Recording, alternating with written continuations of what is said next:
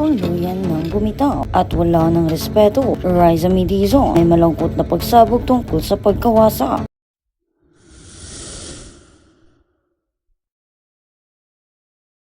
Sa mga taga-subaybay ng dating child wonder, si Riza Dizon matapos itong magbitiw ng mga mabibigat at tila may pinapatamaang mensahe tungkol sa pagkasira ng isang relasyon sa kalagitnaan ng kanyang live stream. Habang abala ang batang aktres sa pagtimpla ng kanyang matcha, casual na nakikipag-usap sa kanyang mga fans para sa anibersaryo ng Itbulaga, bigla na lamang nag-iba ang timpla ng usapan nang mapunta ito sa seryosong talakayan tungkol sa pagbabago ng mga tao at pagkawala ng respeto.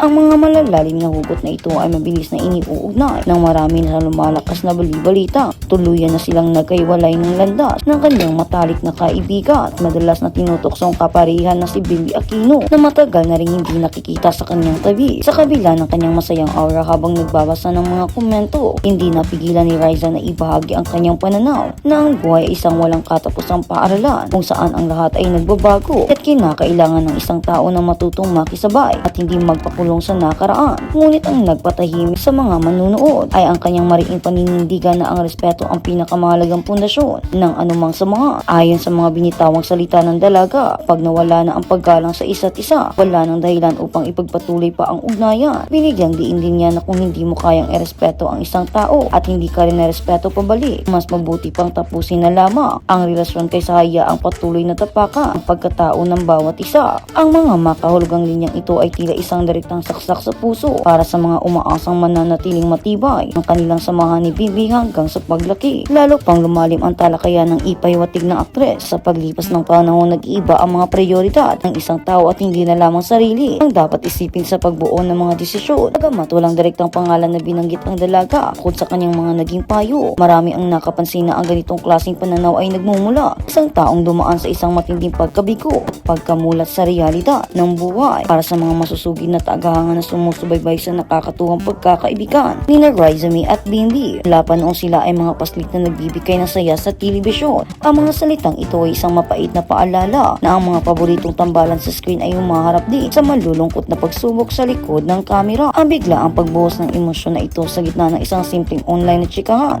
ay nagpapatunay lamang na si Riza ay hindi ang dating maliit na batang nagpapasiya tanghalian, kundi isa ng ganap na dalagang humaharap sa mga seryosong hamon ang pakikipagkapwa. Habang patuloy na pinag-uusapan ng publiko kung ang mga hugot na ito ay purong payo lamang, isang masakit na paglalahad ng tunay na estado ni Bimbi na natiling tikom ang kabilang kampo. Kaganapang ito ay nag-iwan ng isang malaking katanungan sa isipan ng buong bayan. Tuluyan na nga bang nabura ang kanilang pinagsamahan dahil sa kawalan ng respeto o ito ba isa lamang yugto ang kanilang paglaki? Kailangan nilang pagdaanan ng magkahiwa-hiwalay at may kanya-kanyang landas. At sa kabilang banda, Bossing Vic pinupush ng balang Riza at Bimbi, smiling host posing in front of a red TVG.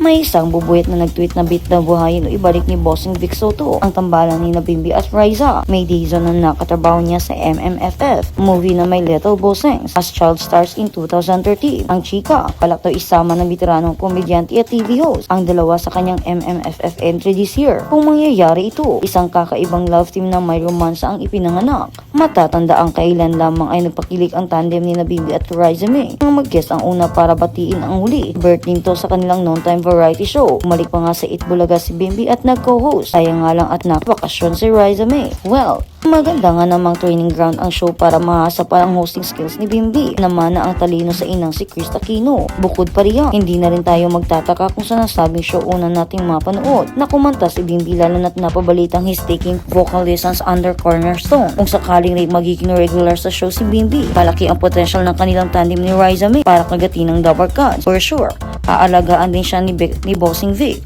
tulad ng pag-aalaga ng TV host actor kay Chris. Di ba paldo ang show sa tambalang Bimbi at Riza May? Bimbi Riza magpapakilig uli sa EB. Two friends posing on a couch outdoors. Man taps the woman's head like a crown and both smile at the camera. Marami ang nagtataka kung bakit dinner yung invitation ni Chris Aquino, Riza Dizon at iba pang mga taga Itbulaga ang Huwebes. Tabi nga ng iba, Bakit hindi na lang merienda right after ng live episode ng noontime show ni na Vic Soto, Joey De Leon? Ganito kasi yun. After ng live episode ng EP, noong Webes ay nag-taping pa sila para sa kanilang Tuesday episode. Kasama rin si Bimbi Aquino sa taping, kaya naghintay rin raw si Chris na matapos yun. Tsaka nag-ayang mag-dinner sa podium na malapit lamang sa TV5 Media Center, ang ng source namin. Muling magpapakilig si Bimbi at Riza sa kanilang Tuesday episode, pero hindi na raw nagpakita si Chris sa taping. Sa backstage lang daw ang tinaguri ang Queen of All Media at naghintay sa kanyang bunsong anak. Anyway, dagdag ng mga taga-chikahan namin.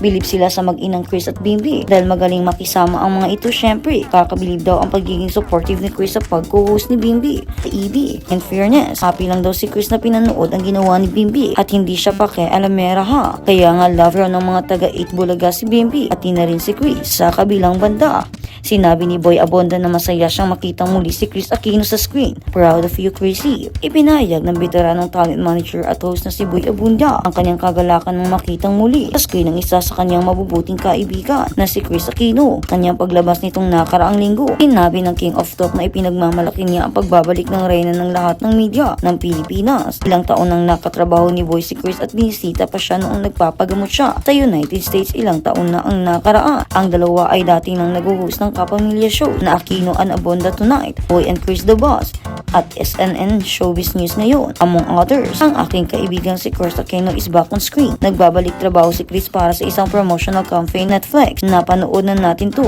Yung hindi pa nakakapanood, hanapin niyo po.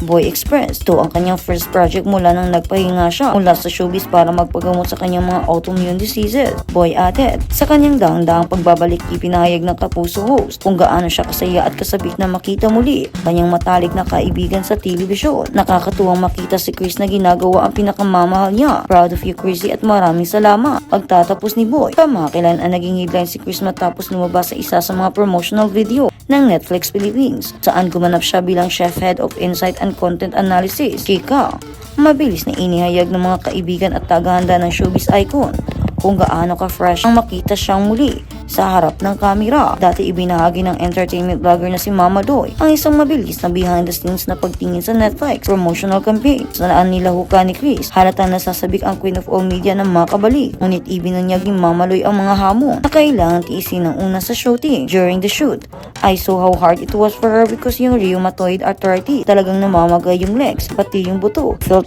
yung pag-usli ng mismong buto on her knees na namamaga, she said.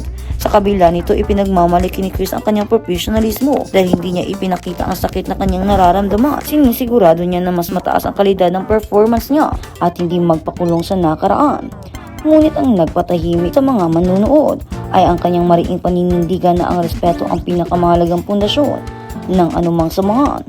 Ayon sa mga binitawang salita ng dalaga, kapag nawala na ang paggalang sa isa't isa, wala nang dahilan upang ipagpatuloy pa ang ugnayan. Binigyang diin din niya na kung hindi mo kayang irespeto ang isang tao at hindi ka rin